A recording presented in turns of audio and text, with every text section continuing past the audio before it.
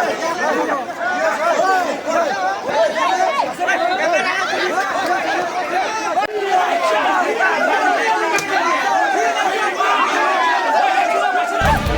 massive hoax happened at number 16 Punja Polling Station under number 1 Duar Amla Constituency. A fight broke out between supporters of different party and a situation became unmanageable, which led to the police getting involved and shoot a blank fire.